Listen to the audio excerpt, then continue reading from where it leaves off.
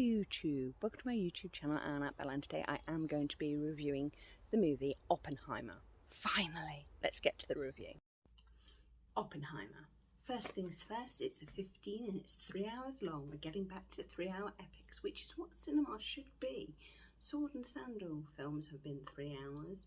We've had loads of stuff about Jesus and Romans that's 3 hours. Alexander the Great, you know, the Jared Leto film with Colin Farrell, think, you know, that was 3 hours. There should be more 3-hour films, particularly if they're going to be biopics. So Oppenheimer does not just concern itself with the Manhattan Project, which is good in a way because it concerns itself with the whole of Oppenheimer's physics career, because what I guess people didn't know is that he brought theoretical and mechanical physics to America as a subject to be studied. So that's really important. Okay, soundtrack is beautiful. Trinity, that soundtrack where the tension is just there. Beautiful, beautiful piece of music. Absolutely lovely. Loved it. Cinematography, perfect. There's 3 sort of things that this film does, and it showcases vulnerability, tension, and fragility of life. And I think that those are 3 themes that, you know, flow through the film and through the Manhattan Project and through Oppenheimer, to be absolutely honest. Okay, it focuses on his personal life as well, which is important. But there's 2 things that are really important during this World War II period. One is the bed hopping, the swapping of wives. Very, very common, happened a lot in World War II. People bed hopped like no else because they were worried that a bomb was going to drop on them and Hitler was going to kill them, and that would be that. So that did happen. Also the sharing of intellectual ideas and political ideas between countries happened quite a lot, and happened in person in meetings, because remember, we're dealing with a world where TV is not a staple of people's lives. It's starting to become so. You had to go to the cinema to get the news. The newspaper was still important, and urgent information was sent by telegram. So that's the world we're operating in. So the fact that there were Communist Party groups in America and other places is not unusual. In fact, it would be very unusual not to have this idea exchange going on at this particular point in time, because obviously though you have the Spain Revolution there, and you obviously had the communists at Cambridge as well at the same time whilst all this was happening. So the Manhattan Project led to the atom bomb. It took 3 years, and the test was on July the 16th, 1945.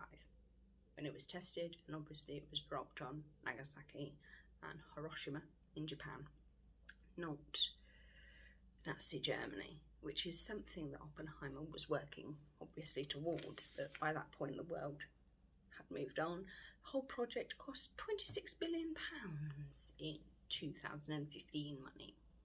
God knows what it would have cost now in 2023. Anyway, that's got nothing to do with Cillian Murphy's beautiful performance. So frail, so strong, really, really good. Robert Downey Jr., brilliant. Basically, it was a who's of the men in Hollywood doing really, really good work. The use of flashback in grayscale, perfection. I love that. It made you work. You had to work at this movie to understand it. Love that. Loved you had the Manhattan Project very, very clear with that. Loved that clarity. Loved that his relationship with his mistress and his wife was delved into, and the scene that everybody complains about I think is necessary because it shows you the vulnerability and the complexity of this man, and that's brilliant. I also do not think that Oppenheimer is a crybaby, because he understands fully what he's dealing with, because he knows the potential of this bomb and he can see the long-term effect. The people in power do not understand the long-term effect like Oppenheimer does. So they just say, oh, he's being weak, or crybaby. He's not. He's saying this is the destroyer of worlds. We could blow everybody up like that. Hence why I was so against the hydrogen bomb. which unfortunately did happen. There were 51 other scientists. One was Bohr, James Chadwick, Joan Curran, Edward Teller. You know, there are so many names that you learn about in physics textbook for GCSE or for whatever.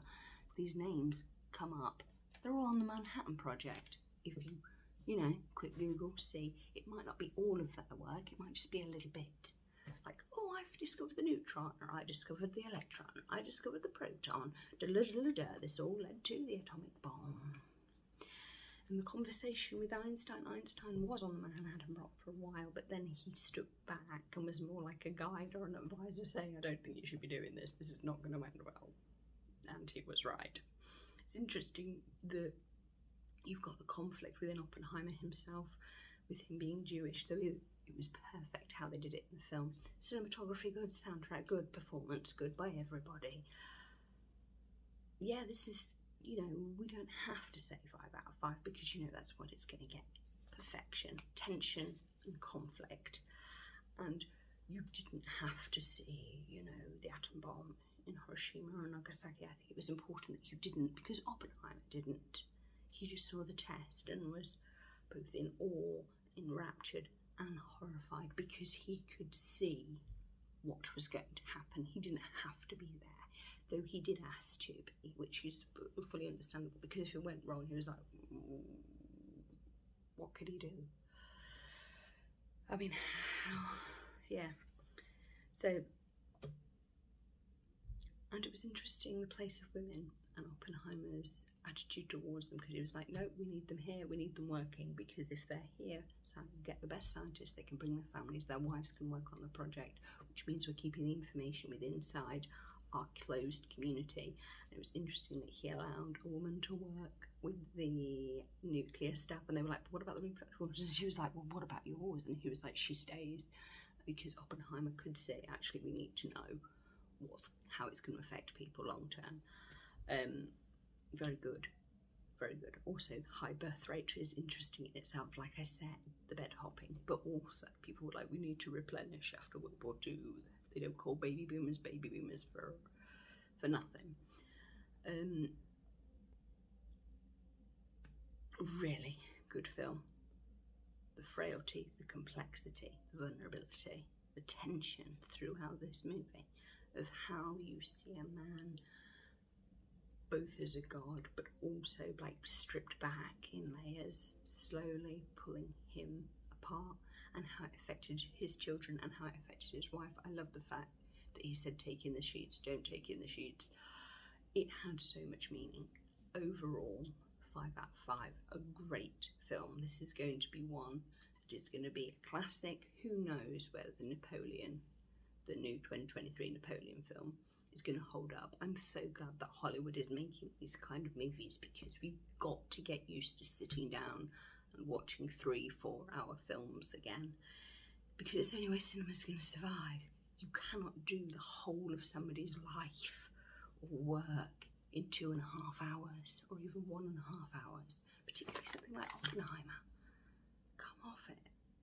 The man got pulled through the ringer, literally. Loved the use of grayscale, which I have said. Brilliant, brilliant movie. And that's basically it. Well, I hope you enjoyed my review of the movie Oppenheimer. Please like, comment and subscribe, and do not forget to click the notification bell for my next video. Thank you for the support, and I'm hoping that you're staying safe wherever you are. Bye!